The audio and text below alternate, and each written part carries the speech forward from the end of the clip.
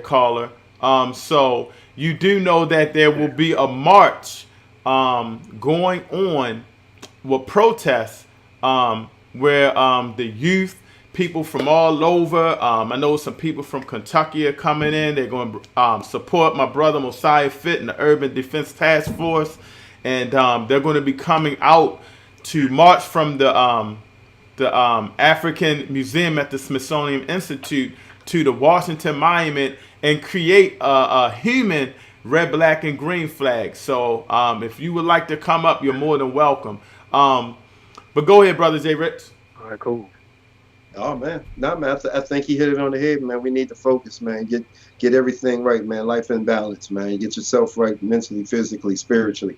You know what I mean? And focus, like you said, man. We need people in place, man. Because when we start talking about, you know what I mean, reparations, I'm gonna be honest, man. I don't want to sit down and watch no TV program, you know what I mean, of Oprah telling me what reparations should be. I don't want to hear it. You know what I mean? You're a billionaire. You know, not only you're a billionaire, you've put out, you know what I mean, too many derogatory programs, you know, tearing down the black man for me to sit back and listen to you tell me about reparations. When it comes down to hold on, JRich. I was wondering who that guy was. So you are the guy, right? That one guy that watches Oprah. You may continue, brother. You may continue. You may continue. Brother. You may continue. You may continue, brother. You may continue. Yeah, you know, when we start talking about reparations and what reparations is, everybody has, like, you know what I mean, or like, you know, a broad understanding of what reparations mean to them. And like my man Donnie said, you know, we need people in place, man, that's going to carry the voice of the people. You know, not the voice of the corporation, not the voice of the politician, but the voice of the true people. So how do you distinguish them, which is the problem between, you know, all these agents out here that they put in place, you know, these people that, you know, they give them their little piece. You know, you can be a, you know, millionaire, billionaire, but when we tell you to stay in place, you know, like you say, you can play on our team. We give you a little percentage of ownership, but you'll never be the owner. You'll never own the network. You'll never make these decisions when, you know, that when they can always come back and say to you that, you know, you need to pull it back. And you like, you know, I'm not going to take the bag, or I'm not going to keep my, I'm not going to stand up for my people. And, you know, through every movement, it's always been those that, you know, they're going to take the bag over their people, and they're going to sell us out. So it has to be a way to determine who's who. I don't know what that is, but we're gonna always going to have these same problems until we start weeding them out and have a platform, you know, that's written that, you know, that we can that meets everybody's needs. I mean, you're gonna be able to please everybody, but, you know, some stuff needs to be in writing and be agreed upon. Not because I don't want to continue, you know, prolong. I don't know if we got other people on hold, but to answer your question real fast, you hold town meetings. You hold town meetings, you know, and you come up with what it is that you want. So the town of Fairmont Heights would say, this is what we're looking for. The town of Capitol Heights, this is what we're looking for. The town of Manassas, the town of Springfield, so on and so forth. You take those things and you take all the things that they all have in common and you put it on a ballot. Because these municipalities are all able to hold their own voting. They don't need the state. They're a municipality. They can do as they please. You vote on it. You put that in, then the next town, and so on and so forth, and then you come collectively together to say, okay, collectively, this is what we have to vote on. This is what we have to move forward. This is what the vast majority of the people have agreed on.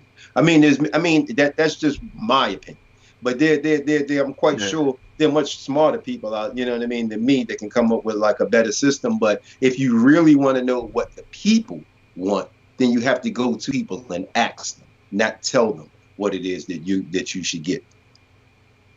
You know, there's a whole new generation before all this stuff happening real quick that didn't believe in voting.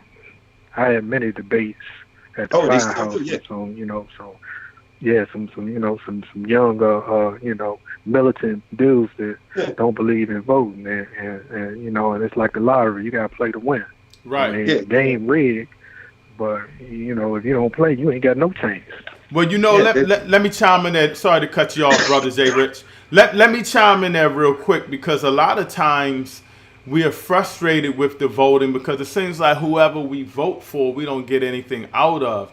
But, and I'm glad people starting to say, they're starting to know that our vote can change an election. And we have to do what the Jewish community does, with the white community and all these other communities, the Asian community, the Hispanic community. We have to demand things for our vote. And if you don't give it to us, you out of there and at your next turn. And I think that if we start applying that, and again, I was talking about Dr. Clark Anderson earlier, and that's what he preaches. We got to start fighting that, getting in that race, for economic power. And the way you do that is to use your vote to get something. And again, the word for the day is pacifying, JRich. Instead of not getting little things, let's get the whole pie. You know what I mean? If we get together and say, you know what, we're going to deal with officials that are going to demand change. And if you don't demand change, you're out of there. We do know at least one thing. Those officials in the black communities are going to get themselves together. And then it'll form a bigger coalition with other groups. What are you guys' thoughts on that?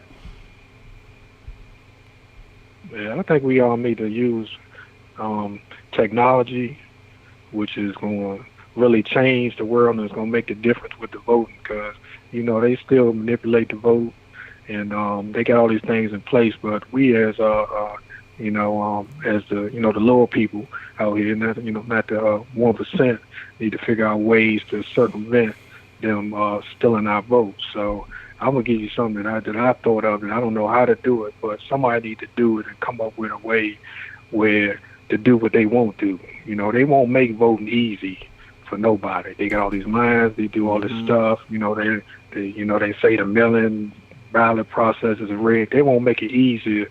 Like I believe I looked this up years ago because I had an idea. Like, why don't they do it just like an ATM card? Everybody go to the ATM, boom, you punch it in. It's all computers. If your money can go back and forth, they can transfer it, then you can get a receipt. You can see that your vote counted. Why can't they do it that way? And this was years ago, and somebody that actually got a patent out there for that same idea that's sitting in the patent office right there where, nobody can use it. So that will solve this problem. But I think it needs to be a petition, some type of petition software, something needs to be created where we can vote. And that's how you get the numbers together for the petition where, everybody get a number. You put your card in a number like your membership. Everybody voting what the issue is. You can go to these elected officials and say, I got 100,000 people confirmed that vote yeah or nay. These are issues. But until we get that, they're going to keep, circumventing our votes as best they can. So it got to be a way, and I know the technology is finally catching up to there should be a way to do this, but I think it needs to be a movement to put this type of thing in place because you got to get off this YouTube, the social media, all this stuff that they're using against us. Like when you got on there and your thing keep clicking out. I done had to click on and off on this live stream because YouTube keep, fizzing your live stream out because when you start speaking some truth, they start shutting you up. And I've always seen other people, this is not really first time calling anybody's YouTube show, but I've seen them always complain about that. So it got to be a way that somebody do a platform where you can speak truth without, them cutting you off or like they did Farrakhan, supposed to be tomorrow. They had some black, supposed to be Black Nervous Soul something network where he was supposed to be speaking. And, community got together and said that wasn't going to happen, and they cut him right off like that. So they going to take your voices out every kind of way they can unless we get out the system. So somebody got to create that, something that, like I said, that everybody can see and look online and see my vote right here, and it was counted. I got a number. So I think that's my solution to the problem. And I'm glad you said that, brother, because we are using YouTube for the Collective Black People Movements Network, but we are behind the scenes trying to figure out another way to use a platform like a website and put the shows and stream the shows as well. So I'm with you. I think that, like you say, technology could be powerful to get our word out. You know, the media is crazy. The media does a lot of things on both sides, white, black, to create